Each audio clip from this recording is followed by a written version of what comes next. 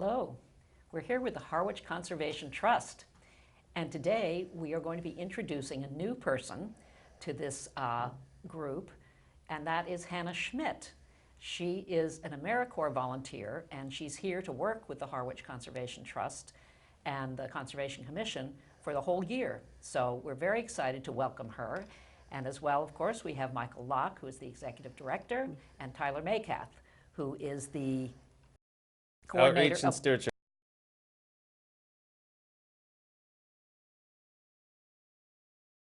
Yes. Through Americorps. And I'm Yes. so happy to be here. Great, great. So welcome, Hannah. And I would love to hear, first of all, just a little bit about your background and what drew you to this work. And then it would be wonderful to hear about what you're really doing here, some of the things you're actually working on. Of course. So I just graduated. I'm a recent graduate from the University of Oregon. And I graduated in an environmental studies major with a minor in public policy and ethics. So after graduating, I was really curious, like, what am I going to do? Like a lot of college graduates have that question. So I knew that I had some type of Americorps program in mind that I'd like to be able to serve in. And there are Americorps programs all over the country. But the Cape Cod Americorps program really stood out to me because it's really a diverse opportunity. Not only does it include being able to go out in the field and do environmental restoration work, which is something that is very appealing to me, but also it provides an opportunity to be able to get an opportunity to serve with someone possibly from a nonprofit organization, or someone like Amy Yazowski, who I'm serving with the Department of Conservation, and more of a local government perspective. And then Cape Cod in general is just a really biodiverse area, which is an amazing opportunity to be able to really get out here and enjoy the beautiful environment that you have, but also be able to see how local government and nonprofit organizations work within it. And Great. And you're from Oregon. And Yes. had you ever been to the Cape before? I have never been to the Cape. Great. I have never Wow. even been to Massachusetts. Wow, that's bold. Yeah, That's well, great. kind of. Yeah. I figured it's a year of service or 11 months of service, so I figured that I might as well go off because Oregon has a very, very close place in my heart. That's where my family is. That's where I grew up. I don't know if I'm going to go back. I don't know what I'm going to do after this year.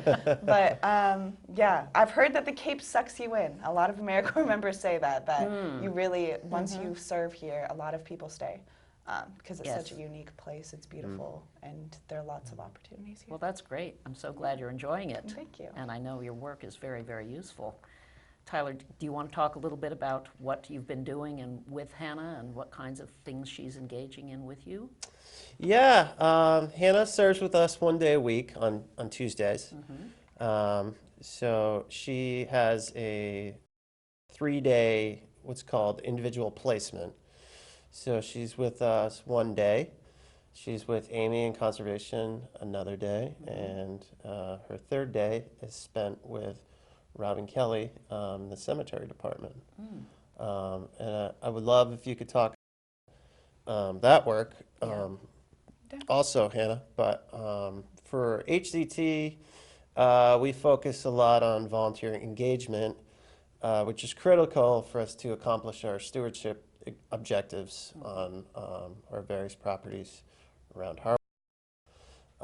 And Hannah also helps us out with outreach, especially in terms of citizen science projects.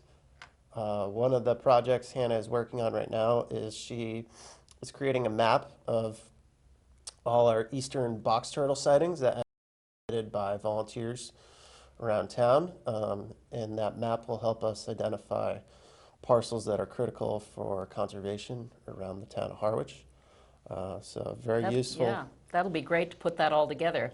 I know we've talked about box turtle sightings and what people do when box turtle, but this is great. You're now putting it in some kind of a mapping program, right? Yeah, outreach is a lot of what I do throughout all of my different positions. So like Tyler said, on Tuesdays, well, Mondays and Fridays as a group of Americorps, we all go out into the community, whether it's in Wellfleet, in Eastham, in Harwich, and Brewster, sometimes all the way out in Barnstable or even Bourne. We do some type of environmental restoration work. We do a lot of shell fishing.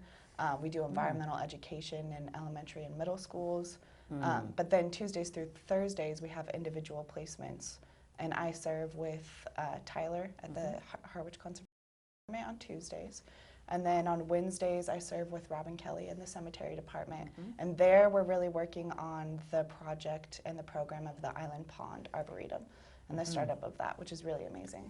Yes.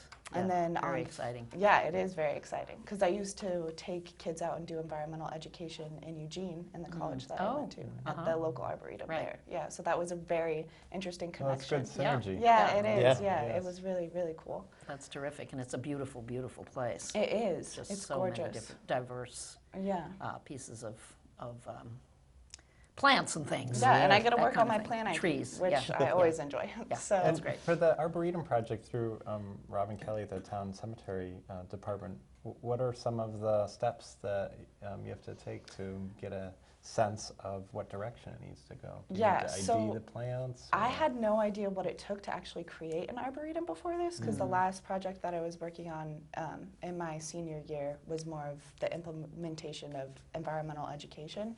But you have to have 25 species of trees within the arboretum. You have to have a certain amount of acreage, I forget what it is, but you have to have a certain amount of acreage for the property to be even claimed as an arboretum. And then you have to have specific outreach programs that happen every month, I believe. And so that's something I'm also working on. I just created a fall bingo activity for kids to go out in the arboretum and conduct. So Robin will be collaborating with a lot of the elementary schools close to the cemetery, and having the kids come out and identify different tree species within the arboretum, and then also like different cool cemetery historical facts, specific authors that have been buried within the cemetery, different World War veterans, different symbolism within the cemetery. So that's something really fun. That's terrific. Yeah. She's a fount of information. She is, yeah. Working with her has been a blast. Yeah, well, that's Yeah. great. It's wonderful to have you here. And then on Thursdays, I work with Amy in the Uh-huh. conservation department of the town of Harwich.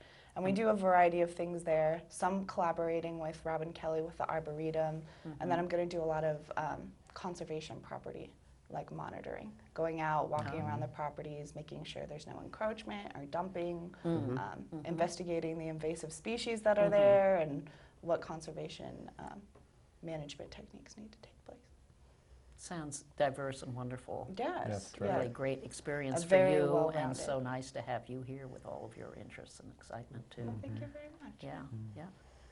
So, Michael, would you like to talk a little bit about the last lot? I know we discussed it last time, and I know you might like to mention it. Sure, yes. Thanks for the opportunity. So the last lot, we'll see a map probably on your screen in a bit, and as well as some photos. The last lot is the final 1 acre wooded lot that's tucked next to the 27 acre Coysbrook Woodlands. There you see it on your screen. The parcel in red is the last lot. So recall back 22 years ago, back in 1997, Harwich Conservation Trust acquired the first portion of that green area that you see. And that was about 16 acres, about 11 lots that the trust acquired, and embarked on its first ever fundraising campaign to save land. $225,000 to save those 16 acres. And then over the years added additional acreage, including another 3 acres and 6 acres another year to the north, donated by the state of Charles Hall, and then a couple 1 acre pieces to the south next to that last lot that were also purchased from the Stewart family, who sold that first 16 acre piece to the trust back in 1997. So fast forward 22 years later, here we are. What a long way we've come. 2019, and we have an opportunity to preserve that final piece of a very scenic and ecologically diverse conservation Yes. puzzle. And you see that lot pictured to the right there in on your screen, and the water of Coysbrook in the foreground reflecting the trees of the last lot. And you see that extensive marsh along about 450 feet of shoreline of that 1 acre lot. For a small property, that certainly has a lot of biodiversity. Yes. There's a range of wildlife from raptors to songbirds to monarch butterflies. We also strongly believe that box turtle cross or inhabit the property because we have seen box turtle crossing Lothrop Ave not far away, and also box turtles on the Coysbrook Woodlands area just to the north and west. So it's a very important piece to preserve. There's a Cooper's hawk, and just before that you saw butterfly weed, and tucked in those butterfly weed blossoms was actually a monarch caterpillar. That photo was taken by one of our volunteers, Gus Romano, and this one as well. Our wildlife species right on the landscape. Yes, it is a spectacularly beautiful place. It and really I is. went walking on it Oh, you this did? past weekend. Oh, Yes. what a Yes. gorgeous time of It year. was beautiful. It was a perfect day, and we were just blown away with the beauty and the diversity of it, really. It was Oh, yeah. wow, that's fantastic. your recommendation.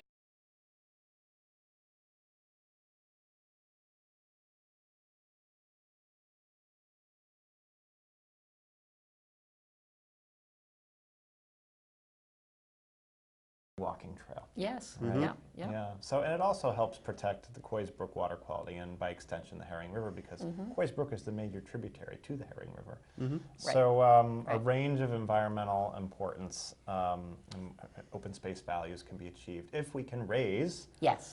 the final Into the final stretch. into the final Yes. set of matching funds. It's So- amazing to me that you say 22 years ago was your very first fundraising effort. Right. Yes. So that's great. So thank you so much for coming. Yeah. Appreciate all of your time, and so nice to meet Hannah and to see Tyler and Michael and to hear about all the wonderful things happening with the conservation here in Harwich. We're very, very fortunate. Thank you. This is Dinah Lane for Harwich Channel 18.